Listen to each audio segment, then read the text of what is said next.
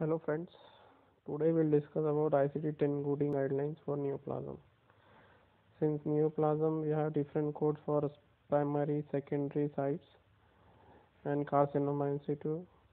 The coding guidelines differ for each specific sites. So we'll see how we will code this neoplasm with more specific codes following the ICD-10 coding guidelines. First of all, we'll see what is the terms mainly used with neoplasm. That is metastatic to and metastatic from. I think this is the most confusing term used by confused by medical coders while coding the neoplasm. So first we'll check what is metastatic to. The statement metastatic to indicates that the site mentioned is secondary. For example, a diagnosis of metastatic carcinoma to the lung is coded as secondary neoplasm of the lung from ICD-10 code C78.0. A code from primary neoplastic site should be assigned when the primary neoplasm is still present. So when it is metastatic to the given site will be coded as secondary. It's a like simple English term, like we have to read it as metastatic to the secondary neoplasm of that site. So you have to code that site as secondary neoplasm. For example, here they are mentioned as metastatic carcinoma to the lung. So we will code the secondary neoplasm of lung. And when they say metastatic from, so the statement metastatic from indicates that the site mentioned is the primary. So you will come to know the difference between metastatic to and metastatic from. If they say metastatic to, it will go to secondary neoplasm. If they say metastatic from, it will come from the primary side. So here when they say metastatic from the breast, indicates that the breast is the primary site. So here we'll code it as primary neoplasm from metastatic from. But when say it is metastatic to lung, there we'll code as secondary neoplasm. The code from the metastatic site should also be assigned. So I hope you have got clear your confusion regarding metastatic to and metastatic from. It's very simple. You have to follow little bit English also. Like if it say metastatic to, it will go to secondary neoplasm. And it is metastatic from means from where it is coming. So it will be going to the primary side. So let's move to the sequencing of neoplasm. So sequencing is nothing but how we have to sequence the ICD-10 code for neoplasm as per the ICD-10 coding guidelines. So here, when the treatment is directed towards the primary site, the malignancy of that site is designated as the primary diagnosis. So it totally depends on the treatment given to the site. If it's given to the primary site, you have to code that malignancy as the principal diagnosis. And if the treatment is given to the secondary site, you have to code that secondary site for neoplasm as the primary neoplasm. That we'll see later. So when the treatment is towards the primary site, the malignancy of that site is designated as the principal diagnosis. So in which case the primary malignancy is coded as principal diagnosis, followed by any metastatic sites like whichever the secondary sites given along with the primary malignancy.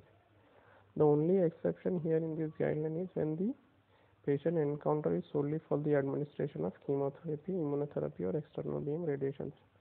In some cases the patient will be going through some chemotherapy or radiotherapy while he will be having any neoplasm. So in such cases the primary code will be from category Z51.11 Z51 series, because the patient is undergoing chemotherapy. For example, here I have shared one, the carcinoma of sigmoid colon with prior resection, and it is admitted for chemotherapy. The patient is undergoing chemotherapy and he is having carcinoma of sigmoid colon. So here what will happen, we will code the encounter for antineoplastic therapy code Z51.11 as primary, followed by the malignant neoplasm of sigmoid colon, that is C18 points. Only when the patient is going for any chemotherapy or radiotherapy, you have to code the encounter code for chemotherapy and radiotherapy as primary, followed by the neoplasm for which he is getting treatment. Now, when the treatment is given to the secondary site, the patient is admitted because of primary neoplasm with metastasis, and the treatment is directly solely towards the secondary. Sometimes the secondary site neoplasm will be more severe compared to primary neoplasm, so the treatment may be given to the secondary sites preferably. So in such cases, the secondary neoplasm will be coded as primary principal diagnosis, even though the primary malignancy is present. So, and primary malignancies can be coded as an additional diagnosis. So based on the treatment given to the patient, we will code the principal diagnosis. Now, what is the difference between current malignancy and the personal history of malignancy? See, only when the malignancy is totally removed from the body, then only you can code the history code. Until and unless the patient is getting treatment for the malignancy, you cannot code any history code because the patient is still having neoplasm and still getting treatment. So in such cases, you cannot use any history code. So when the primary malignancy has been excised, but further treatment such as additional surgery for the neoplasm, radiation therapy or chemotherapy, which we have seen in previous slide, is directed to the site, the primary malignancy code should be used until treatment is complete. So here, till the treatment is going on, you will code the current malignancy code. You cannot use any history code because still the treatment is going on. So when the patient has removed, see, the code from category Z85 should be assigned only when the primary neoplasm has been previously excised or totally eradicated from its site. So when there is no chance of having any neoplasm in your body and it has been completely removed, then only you can use the personal history code.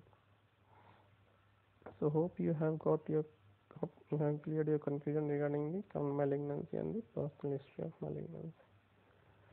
Then there is no evidence of any existing malignancy, then only you have to use the personal history of malignancy neoplasm code.